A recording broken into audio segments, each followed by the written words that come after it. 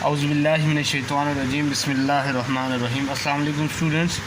Today we are going to discuss the last topic and a very important rule, that is Le-Chatelier's principle, and after this we will discuss the microscopic characteristics of forward and reverse reactions. First हम इनकी direction बताएंगे, उसके बाद जो इनमें main differentiation है उसको। तो सबसे पहले स्टूडेंट्स हम Le-Chatelier's प्रिंसिपल जो है Le-Chatelier's प्रिंसिपल उसको डिस्कस करेंगे। उससे पहले आपको ये चीज़ मालूम होनी चाहिए, यू मस्ट नो, कि जो रिवर्सिबल रिएक्शंस होते हैं आपके पास वो कभी कंप्लीट नहीं होते, वो ऑन एंड ऑफ चलते रहते हैं। इसी वजह से ये ज़्यादातर इनको कमर्शियली यूज़ नहीं किया जाता, लेकिन अब साइंस ने चूँकि बहुत तरक्की कर ली है और इनसे हम मैक्सिमम प्रोडक्ट ऑब्टेन कर सकते हैं रिवर्सिबल रिएक्शन से। इसी की एक बेस्ट एग्जांपल Le-Chatelier's प्रिंसिपल है। पहले हम इसको डिफ़ाइन करते हैं, उसके बाद इसकी एप्लीकेशंस हैं। कुछ चीज़ें जो अमोनिया है, जैसे सल्फ्यूरिक एसिड हैं, इंडस्ट्रियल स्केल पे उनकी प्रोडक्शन के लिए हम इसको यूज़ करते हैं। Le-Chatelier's प्रिंसिपल क्या कहता है कि if you impose a change in concentration, temperature और pressure on a chemical system at equilibrium, कि अगर आप किसी भी केमिकल सिस्टम की कंसंट्रेशन, उसका टेम्परेचर या उसका प्रेशर चेंज करेंगे इक्विलिब्रियम की स्टेट पे, वो केमिकल सिस्टम इक्विलिब्रियम पर था और आपने अगर उस सिस्टम का टेम्परेचर, प्रेशर या उसकी कंसंट्रेशन को वेरिएट करने की कोशिश की, तो वो जो सिस्टम है, the system responds in the way that it opposes the change. वो जो आपने चेंज उसके ऊपर अपोज की, वो उसको उसकी अपोजिशन करेगा, उसके अगेंस्ट जाएगा, उसको री अपोजिशन वो देगा। इसको आप क्या कहते हैं? Le-Chatelier's principal.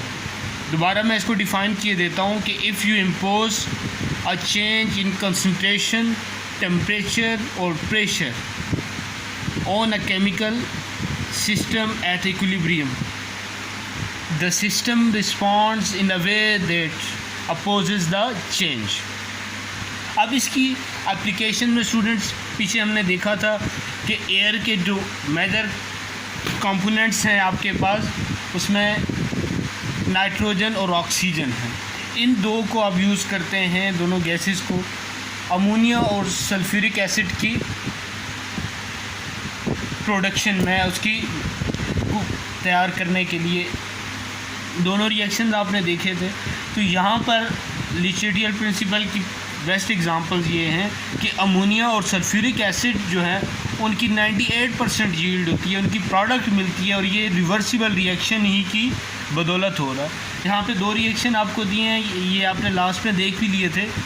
सल्फ़र डाइऑक्साइड को जब ऑक्सीजन के साथ रिएक्ट करवाया जाता है in the presence of catalyst, catalyst student क्या होता है जो रिएक्शन को स्पीड अप करता है? वेनेडियम ऑक्साइड है यहाँ पे कैटलिस्ट, और कंडीशंस है आपके पास 450 सेंटीग्रेड और 200 एटमॉस्फेरिक प्रेशर है यहाँ पे।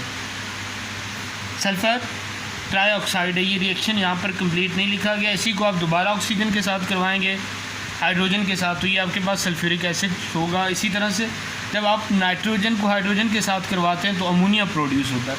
यहाँ पर आयरन आप एज अ कैटलिस्ट यूज़ करते हैं। 400 सेंटीग्रेड यहाँ पर टेम्परेचर है और 200 एटमॉस्फेरिक प्रेशर है।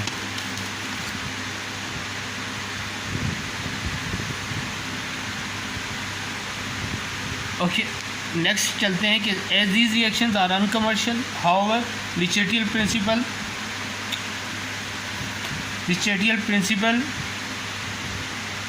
has made it possible to get the maximum amount of product. First, equilibrium is established in the presence of catalyst in the minimum time, and then by increasing the pressure and decreasing the temperature, equilibrium is shifted toward the right. Such conditions tend to increase the yield of ammonia and SO3 sulfur trioxide to about 98%. Okay students, next है हमारे पास forward और reverse reaction जो आपके पास हैं उनके macroscopic. Student, एक होता है माइक्रोस्कोपिक और एक होता है macroscopic. Micro mean minute, small, और मैक्रो जो है आपके पास वो लार्जर हैं, जिनको आप देख सकते हैं, विजिबल हैं जो आपको, बड़े, जिनको आप सिंपली ये भी कहेंगे। अब फॉरवर्ड रिएक्शन जो होता है वो क्या होता है, वन डायरेक्शनल होता है, यूनी डायरेक्शनल होता है, वो सिर्फ लेफ़्ट से राइट की तरफ जाता है। इसकी कैरेक्टरिस्टिक्स हम देखते हैं, it is written from left to right, ऐसे इस डायरेक्शन में ये एक ही में जाएगा, आगे ये नहीं होगा, इधर से पीछे वापस नहीं आएगा, सिर्फ एक डायरेक्शन। जब इससे ये प्रोडक्ट बन गया तो वापस इधर ये नहीं आएगा। पहला कैरेक्टरिस्टिक इसका एक ही है। दूसरे क्या है, ये दोनों रिएक्टेंट मिलके प्रोडक्ट बना लेंगे। अब प्रोडक्ट से दोबारा रिएक्टेंट नहीं बनेंगे फॉरवर्ड रिएक्शन में। थर्ड क्या है, rate is faster in the beginning and gradually slow down. अब ये जो रिएक्शन होता है स्टार्ट पे फास्टर होगा और एंड पे पहुंचने तक ये Aahista Aahista gradually slow down हो जाएगा। रिपीट किए देता हूँ मैं। फॉरवर्ड रिएक्शन में आप क्या करते हैं, इसको लिखते हैं left to right, from this toward this, इस तरह। यूनी डायरेक्शनल है, एक डायरेक्शन होती है, रिएक्टेंट मिलके प्रोडक्ट बनाते हैं। और इन जो फॉरवर्ड रिएक्शंस हैं इनका जो स्टार्ट होता है वो फास्टर होता है। जो इनके आपस में रिएक्टेंट रिएक्ट करते हैं वहाँ पे ये जो रिएक्शन होता है स्पीड अप होता है, लेकिन जो ही प्रोडक्ट फॉर्म करते हैं आहिस्ता से ये ग्रेजुअली स्लो होने शुरू हो जाते हैं। दूसरा हमारे पास स्टूडेंट रिवर्स रिएक्शन। अब ये क्या हो सकता है, it is written from right to left. अब ये बैकवर्ड होता है, राइट से लेफ़्ट की तरफ होता है। और दूसरा ये क्या होता है, मल्टी डायरेक्शनल होता है, इसकी दो डायरेक्शन है। प्रोडक्ट जो है वो क्या बनाती है, मिलकर प्रोडक्ट से आपको रिएक्टेंट मिलते हैं। इसमें क्या होता है स्टूडेंट के स्टार्ट पे इसका रेट ऑफ रिएक्शन 0 होता है, लेकिन ग्रेजुअली जो है वो स्पीड अप होता जाता है। रिपीट किए देता हूँ मैं तीनों पॉइंट्स। इस रिएक्शन को आप क्या करते हैं, you write it from right to left, आप राइट से लेफ़्ट की तरफ लिखते हैं। मल्टी डायरेक्शनल होता है, दो डायरेक्शन होती हैं, ये फॉरवर्ड भी होता है और रिवर्स भी होता है। इसका जो प्रोडक्ट है वो मिलकर रिएक्टेंट बनाते हैं और इसका जो रेट होता है रिएक्शन का वो स्टार्ट पे 0 होता है, आहिस्ता से वो स्पीड अप होता है। Thank you.